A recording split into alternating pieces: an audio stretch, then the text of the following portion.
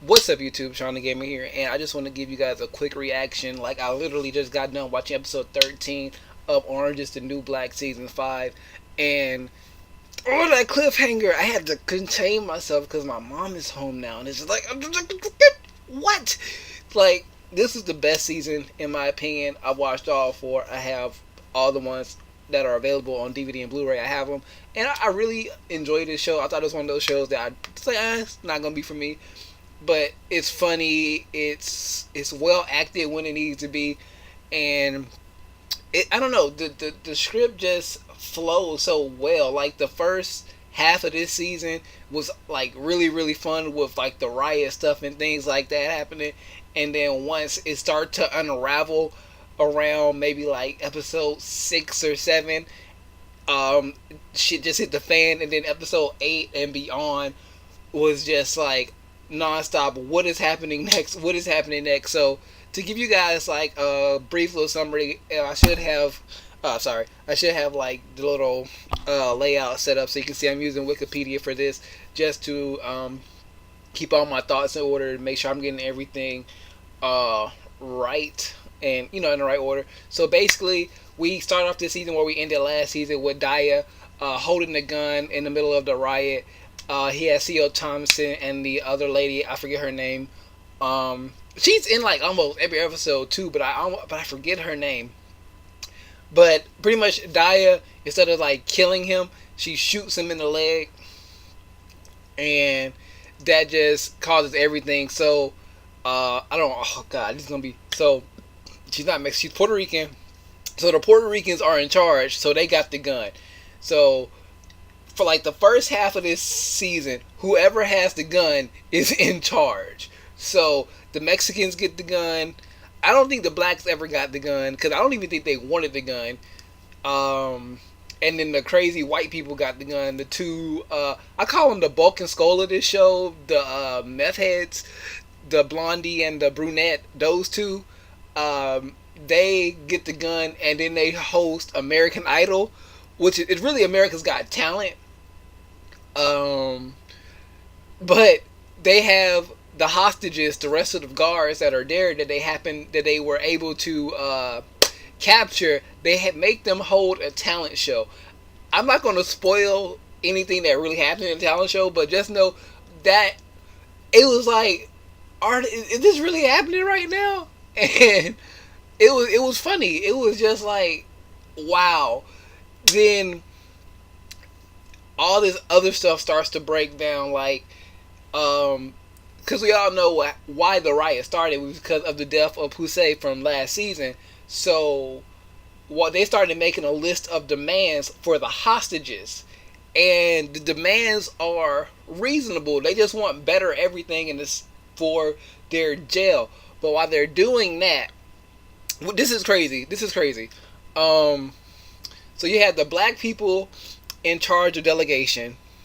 The Mexicans were in charge of the prison, pretty much, like making sure the guards were not well kept, because we'll talk about in the spoilers what they did. But they had the guards barricaded in Spanish Harlem, and then pretty much the white people were either nowhere to be found, or you had a handful of white people. Oh, you had the neo-Nazis, and the neo-Nazis were just going around causing trouble. So while Tasty is trying to start delegating, like, we have hostages, we have leverage, we can do stuff with these people instead of making them dance around and stuff, we can get our demands met.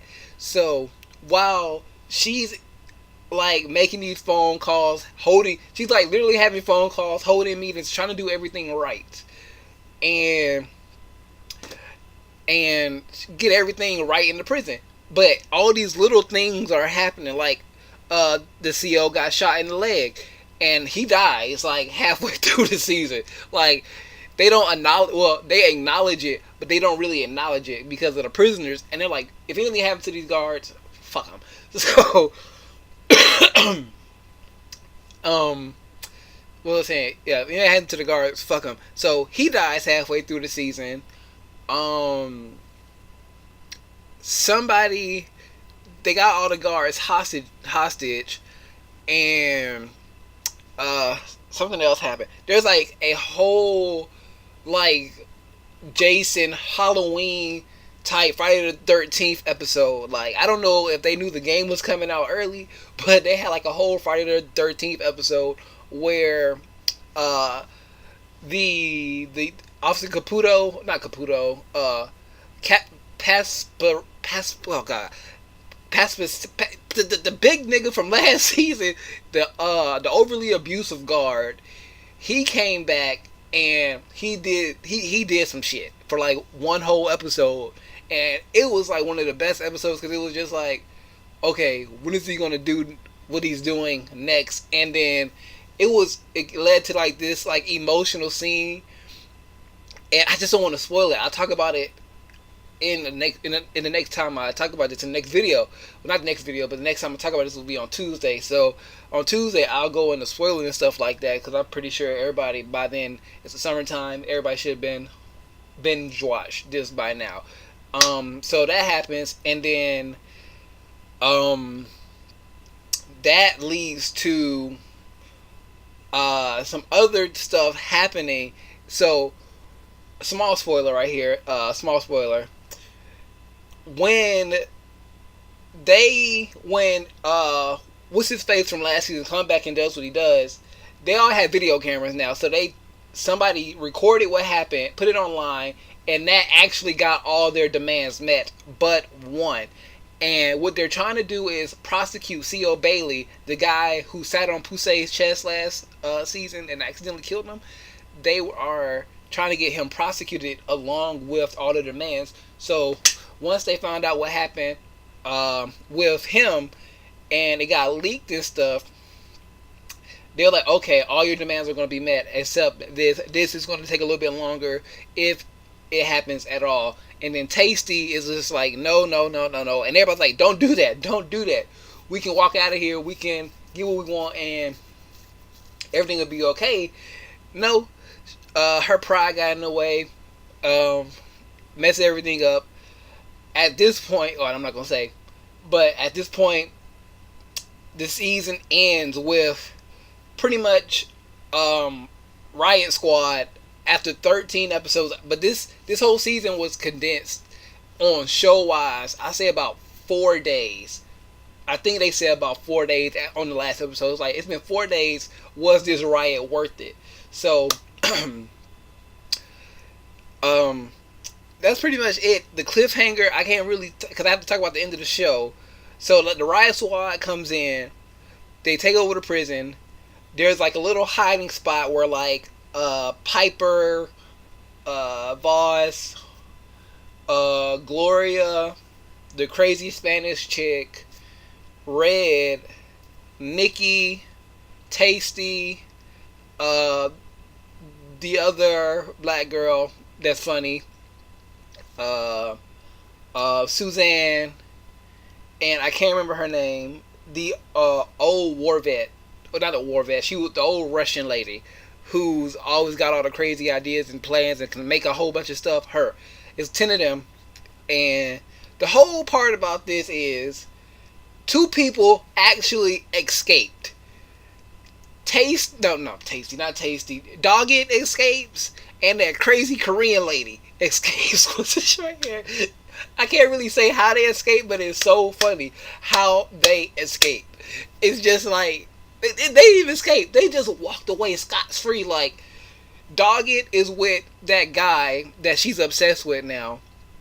And who knows what a crazy Korean lady was. She walked out and said, fuck this place. And she's like, fuck this place. And just walked out. And it was just like, that's crazy. That is crazy.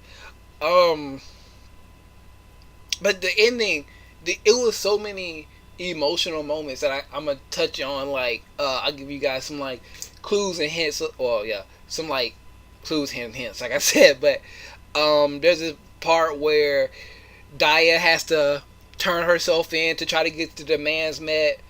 They try to save the officer Gloria's son got into a car accident or something. He was in the hospital.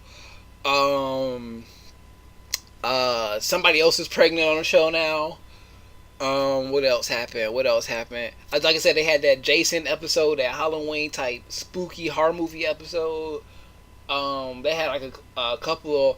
They had a hot Cheeto episode. They literally had like a hot Cheeto and Taki episode, and it was still funny, and it still worked with what they were doing on the show. So there was just a lot of small little subplots, but they all tied together somehow. That's what everything I just talked about really does, like, tie in to the ending of the season, and that is the most satisfying part about that. It's like a lot of things got wrapped up, a lot of things are going to be carried over. I say about 70 to 60% of everything got wrapped up in the finale, but there's about 30 to 40% out there that's going to lead into next season, and there's going to be a lot of ramifications to that. And that cliffhanger, I was just like, let's pretty much say, SWAT. No. I'm not gonna say. But once you watch this season and the series, and I talk about my spoiler talk about this, you really understand what I'm talking about. So, like, I didn't even have to use Wikipedia. It's just, I probably wouldn't even show this, or I'll like show a picture of the cast or something like that, some screen grabs or something like that. But all in all, I will give this season a 4.5 out of 5. I wouldn't give it a perfect season. I'll probably just drop that down to a 4. 4 out of 5 if I had to give it a star rating, but definitely worth a 2-day binge. I don't know if you guys can do a 1-day binge on this. It's 13 episodes, 1 hour a piece. So there's 13 hours. If you want to just take a morning and afternoon to do that, go right ahead. I wouldn't blame you. But that's it for me. Like I said, I have a fuller spoiler talk after this, after I do, read about it, probably watch a few of these episodes again, some of my favorite episodes. Like, if I had to go through, I thought I brought the PlayStation remote over here, but I didn't. I would definitely say episodes, if you're not into, this show, like, my girl isn't into it, and she actually watched a couple of episodes, she was like, okay, I'll watch this, but turn it off after. You can watch it when I'm at work. So, it's episode 4, Litchfield Got Talent. That was a good episode. Episode 6 was good. What is the... Yeah, episode 9. That's the Halloween horror episode. And then everything else is just, plot, leading into the finale. But if you just want to watch some fun standalone episodes from this season, those are the ones I would definitely go back and watch. Episode 4, 6, and 10, I believe that was, or 9. 4, 6, and 9. If you had to just pick out 3 episodes to watch real quick, and you're not a big fan of the show, but I'm pretty sure this season is going to get a lot of great reviews. Like I said, everything that happened in the show really did lead into the season finale. Plot points being hit, plot points that you thought were a little bit minor and like insignificant actually come back and play a part in the ending of the show, and I really appreciate that. I don't know how many times I can stress that. But I'm out of here. If you want to stay tuned and be notified when the new videos are up, including the spoiler talk for Orange is the New Black Season 5, please subscribe and hit that notification button. Share this video out with your friends so they can get in on the conversation as well. If you want to keep in contact with me everywhere except for this thing, because let's be honest, who's on YouTube all the time trying to talk to people? There's easier ways to do that. You have Facebook, Instagram, Twitter, and Twitch, all linked in the description down below. And if you want to support better lighting, I'm actually using a light bulb, I'm using my lamp and a better mic and all that stuff, there is a PayPal donation link also in the description. But I think I got all my plugs out of there. Please leave a like if you did enjoy this review or this season as a whole. But like I said, I'll catch you guys on Tuesday. Hopefully, if everything goes right, I can keep my schedule up for a spoiler review for Season 5. All that being said, I am Shawn DaGamer, and I am out of here.